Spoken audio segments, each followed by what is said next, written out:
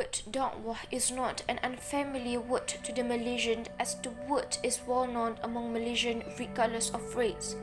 Prior to the 1970s, the politicians would not really emphasize Islam due to their secular background, but starting in the 1970s, there is a DAWAH resurgence happened in Malaysia, which its impacts can be seen until now.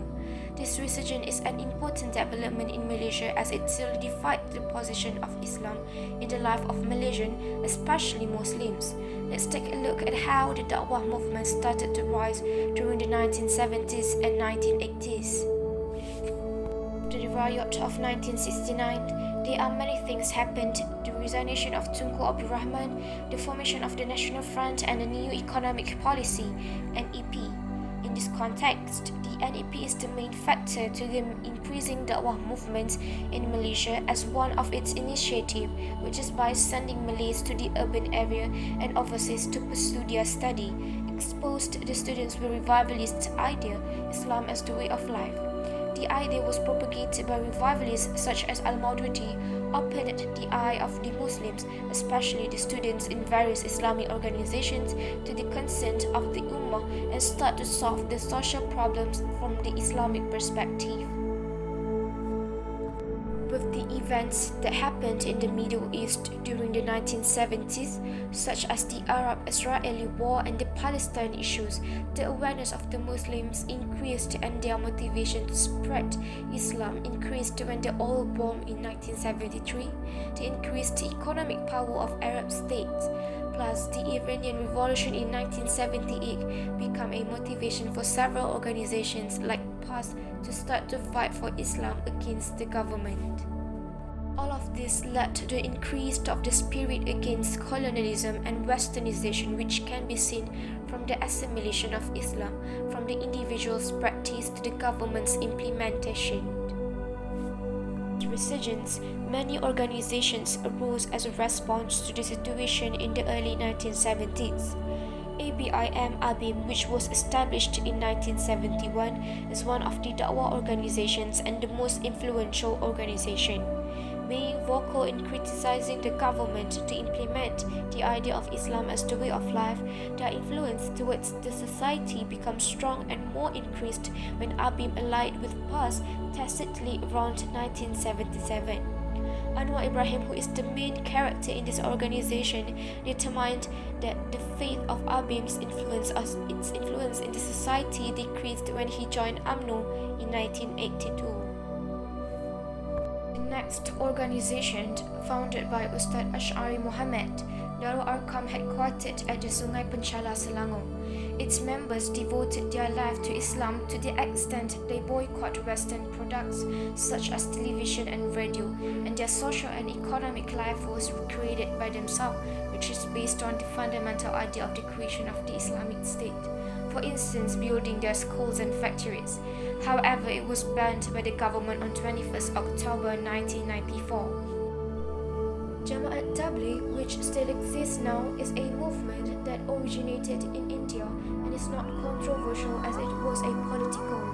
The movement depends on the voluntary missionaries to spread the DAWAH, and if they cannot do it, they need to join the retreat or itikaf. Due to its nature, it is popular among the Indian Muslims, but started to spread its influence towards the Malay, especially in the rural area. Perkim may not famous for its role in the missionary movement, but Perkim is well known for its welfare activities for the converts until now. This organization was established during Tunku Abdul Rahman's premiership and played its role in helping the converts and Muslims refugees, for instance, the Vietnamese and Cambodian refugees in the late 1970s and early 1980s. As the response to the NGO's missionary movement, the government started to meet up the challenge of the Islamic resurgence in the 1970s by implementing several Islamic programs, implementations, and establishments. Yet, this response is a means to control and subside the influence of the DAWAH movement. After Mahathir took the position of Prime Minister, he pursued the policy of Islamization in Malaysia, which led to the assimilation of Islam and several establishments such as the IIUM and Bank Islam. For the impacts of this resurgence, it can be seen from the Muslims' appearance and social life, which from wearing the short skirt and free hair to wearing hijab and jubah and socializing with boundaries. It also led to the increasing amount of religious schools, Islamic subjects in school, and Islamic establishment in Malaysia. Of course, with the increasing awareness of Islam in Malaysia, the non-Muslims started to feel threatened and alarmed with the situation. They started to send their children to national type schools as JKC and SJKT, which led to a decrease in the numbers of non-Muslims in national schools. Also in politics, they felt they were left out in the policy-making process as Islam is the major influence of Malay politics. As for the challenges, throughout the movement spreading the truth of Islam, emerged some problems such as Shiite theology, ayah paint, people claim to be the new prophets and creating new ways of practicing Islam which challenged this DAWAH movement. Also, after Anwar joined the UMNO, it could be concluded that there is lack of training in the DAWAH physically, emotionally and intellectually. For instance, the influence of ABIM started to decrease as no one had a similar capability and influence as Anwar to replace him. As to conclude, the Islamic resurgence in Malaysia may not come to life if they depend on the government's initiatives, as most of the UMNO members were secular background.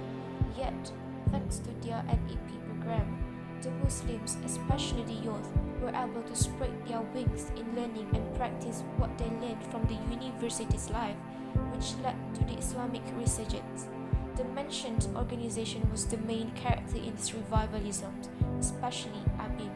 Its critical attitude towards the government and the influence of ABIM towards the opinion of society. Anwar joined UMNO in 1982 as he was invited by Mahathir, and the process of Islamization could be a realization during Mahathir's time.